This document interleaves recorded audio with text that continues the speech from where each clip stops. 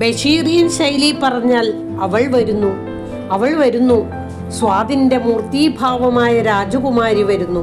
ശരിയാണ്, രാജകുമാരിയാണ്. ആദ്യമായി സ്വാദുമുകുളങ്ങളെ ഉണർത്തിയ രാജകുമാരി. ഈ അവൾ മറ്റാരുമല്ല, എൻ്റെ ജീവിതത്തിൽ നൊസ്റ്റാൾജിയ പകരുന്ന ആദ്യത്തെ മസാലക്കറിയാണ്. ഇതിൽ മസാലയുടെ അതിപ്രസരം ഒന്നും ഇല്ല കേട്ടോ. ആദ്യകാലത്ത് ഉണ്ടായതെന്ന് പ്രത്യേകം പറഞ്ഞുല്ലോ. ഇതിൽ കുരുമുളകും മല്ലിയും സവാള പിന്നെ ഇഞ്ചി പച്ചമുളക് ഇതൊക്കെ തന്നെ മസാലയായിട്ടുള്ളൂ. ഉരുളക്കിഴങ്ങ് ആദ്യം തന്നെ തൊലിയോടുകൂടി വേവിച്ചതിന് ശേഷം തൊലി കളഞ്ഞ് എടുത്തു വെച്ചു. ഇതിൽ ചെറുതായിട്ട് നുറുക്കിയിട്ടുള്ള ഉരുളക്കിഴങ്ങും സവാളയും മാത്രമാണ് കേട്ടോ കഷ്ണങ്ങളായിട്ടുള്ളത്.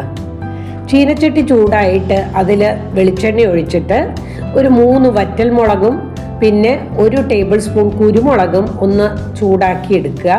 അത് കഴിഞ്ഞ് മല്ലി ആണ് എടുക്കുക. ഞാനിവിടെ മല്ലി നേരത്തെ തന്നെ വറുത്ത് പൊടിച്ച് വെച്ചിട്ടുണ്ടായിരുന്നു. അതുകൊണ്ട് സ്റ്റൗ ഓഫ് ചെയ്തതിന് ശേഷം ആ മല്ലിപ്പൊടി ഒന്ന് ചൂടാക്കി എടുത്തു, അത്രേ ചെയ്തുള്ളൂ. ഇതിൽ നിങ്ങൾ ശ്രദ്ധിച്ചാൽ മനസ്സിലാവും, മസാലയുടെ അതിപ്രസരം ഒന്നും ഇതിലില്ല. ഗരം മസാല പൗഡർ ചേർക്കുന്നതേ ഇല്ല.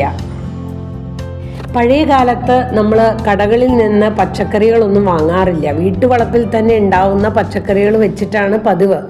അങ്ങനെ ഉരുളക്കിഴങ്ങും ഉള്ളിയൊക്കെ നമ്മുടെ നിത്യജീവിതത്തിലേക്ക് വന്നപ്പോൾ കണ്ടുപിടിച്ചിട്ടുള്ള മസാലക്കറി എന്ന നിലയ്ക്ക് ഇത് വളരെ ടേസ്റ്റിയാണ് കേട്ടോ. ഉരുളക്കിഴങ്ങും സവാളയൊക്കെ നമ്മുടെ നിത്യജീവിതത്തിലേക്ക് വന്നിട്ട് ഉണ്ടാക്കിയിട്ടുള്ള ആദ്യത്തെ മസാലക്കറി എന്ന് വേണമെങ്കിൽ ഇതിനെ വിശേഷിപ്പിക്കാം. തൊലി കളഞ്ഞ് വൃത്തിയാക്കി വെച്ചിട്ടുള്ള ഉരുളക്കിഴങ്ങ് ചെറിയ കഷ്ണങ്ങളാക്കിയതും നമ്മൾ നുറുക്കി വെച്ചിട്ടുള്ള സവാളയും ഇഞ്ചിയും പച്ചമുളകും ഇനിയൊന്ന് വേവിക്കാൻ വെക്കാം കുക്കറിൽ. ഈ കഷ്ണങ്ങൾ വേവിക്കാനായിട്ട് കുക്കർ അടച്ചു വെക്കണതിന് മുമ്പ് ചില കാര്യങ്ങളും കൂടി ഇതിൽ ചേർക്കാനുണ്ട്. അതെന്തൊക്കെയാണെന്നല്ലേ? 1 ടീസ്പൂൺ മഞ്ഞൾപ്പൊടി, പിന്നെ കാശ്മീരി മുളക് പൊടി. കാശ്മീരി മുളക് പൊടി പണ്ട് ചേർക്കാറൊന്നുമില്ല, മുളക് അത്രയും ചേർക്കാറാണ് പതിവ്. പക്ഷേ ഇപ്പോൾ ഇത്തിരി കളറൊക്കെ ആയിക്കോട്ടെ എന്ന് വിചാരിച്ചിട്ട് ചേർത്ത് തുടങ്ങിയതാണ് കേട്ടോ. കാശ്മീരി മുളക് പൊടി, പിന്നെ ആവശ്യത്തിനുള്ള ഉപ്പ്, പിന്നെ ഏറ്റവും പ്രധാനമായിട്ട് 1 തേങ്ങ ചിരകി അതിൻ്റെ തേങ്ങാപ്പാൽ എടുക്കുക. എന്നിട്ട് 1-ാം പാൽ മാറ്റി വെച്ചിട്ട് 2-ാം പാലിലാണ് ഇത് വേവിക്കണത്. പിന്നെ ഇത് കൂടാണ്ട് നമ്മൾ മുമ്പ് വറുത്ത് വെച്ച മസാല ഉണ്ടല്ലോ, അതായത് കുരുമുളകും ചുവന്ന മുളകും മല്ലിയും കൂടി, ആ മസാലയും കൂടി അരച്ചത് ഇതിൽ ചേർത്തിട്ട് കുക്കർ അടച്ചു വെക്കുക. അതായത് എല്ലാ ഇൻഗ്രീഡിയൻസും ഇതിനകത്ത് ചേർത്ത് കഴിഞ്ഞു ചുരുക്കത്തിൽ. ഇനി 1-ാം പാല് മാത്രമേ ചേർക്കാനുള്ളൂ. പിന്നെ ഒന്ന് കടുക് വറക്കുക, അത്ര തന്നെ ഉള്ളൂ. കൂട്ടാൻ റെഡിയാണ് കേട്ടോ. ഇത് പ്രധാനമായിട്ടും ഇഡ്ഡലിയുടെ കൂടെയാണ് കഴിക്കാറുള്ളത് പണ്ടൊക്കെ. ഇത് ഞങ്ങളുടെ കുട്ടിക്കാലത്ത് അമ്മ ഉണ്ടാക്കാറുള്ള ഒരു കറിയാണ് കേട്ടോ. അതായത് അമ്മ ഇത് എവിടുന്നാണ് പഠിച്ചത് എന്ന് ചോദിച്ചപ്പോൾ അമ്മ പറഞ്ഞത് അമ്മയുടെ അച്ഛൻ തിരുവനന്തപുരത്തായിരുന്നു അക്കാലത്ത്. അപ്പോൾ അമ്മ അവിടെ താമസിക്കുന്ന കാലത്ത് അവിടുത്തെ അയൽവാസികൾ പറഞ്ഞു കൊടുത്തതാണത്ര.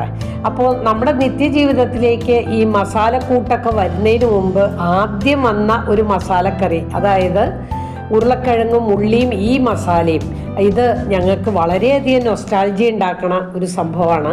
അപ്പോൾ എൻ്റെ കുട്ടികൾക്കും അങ്ങനെ തന്നെ. അവർ പറയണത് അമ്മമ്മ ഉണ്ടാക്കാറുള്ള ആ മസാലക്കറി ഒന്ന് ഉണ്ടാക്കുമോ ഇഡ്ഡലിയുടെ കൂടെ എന്നാ ചോദിക്കുക. അവർക്ക് ഇഡ്ഡലിയും സാമ്പാറിനേക്കാട്ടിലും പ്രിയം ഈ മസാലക്കറിയാണ്. അപ്പം നമ്മുടെ കുക്കർ തുറന്നു, അതിലെ കഷ്ണമൊക്കെ നല്ലോണം വെന്ത് ഞാൻ ഉടച്ചു. അതിനുശേഷം ഇതിൽ കറിവേപ്പില ചേർത്തു. പിന്നെ മല്ലിയിലയൊന്നും പഴയ കാലത്തൊന്നും ചേർക്കാറില്ല കേട്ടോ.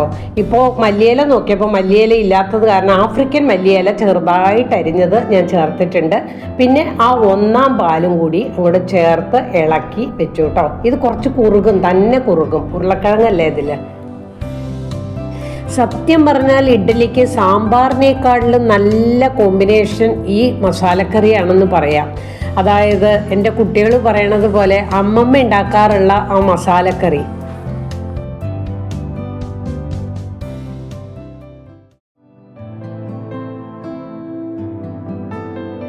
ഇനി നമുക്ക് ഇതിൽ കടുക് വറുത്തിടുകയാണ് വേണ്ടത്. അതിനായിട്ട് വെളിച്ചെണ്ണ ഒഴിച്ചിട്ട് കടുകും ഇട്ട് ഉഴുന്നുപരിപ്പും കടലപ്പരിപ്പും വറുത്തിടണം. എന്നാലേ ആ ടേസ്റ്റ് മുഴുവനും ആവുള്ളൂ കേട്ടോ.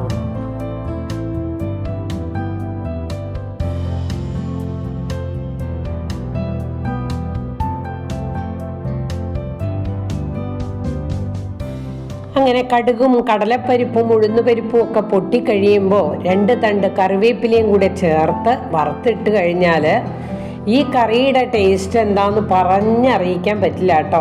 അപ്പോൾ എല്ലാവരും ഒന്ന് ഇഡ്ഡലിയുടെ കൂടെ ഇതൊന്ന് ഉണ്ടാക്കി കഴിച്ചു നോക്കൂ. നല്ല സൂപ്പർ ടേസ്റ്റാണ് കേട്ടോ. സാമ്പാറിന് പകരമായിട്ട് ഇത് നിങ്ങൾ ഉണ്ടാക്കൂ. സാമ്പാർ പിന്നെ നിങ്ങൾ ഉണ്ടാക്കില്ല, പിന്നെ നിങ്ങൾ ഈ കറിയേ ഉണ്ടാക്കുള്ളൂ. അത്ര ടേസ്റ്റാണിത്.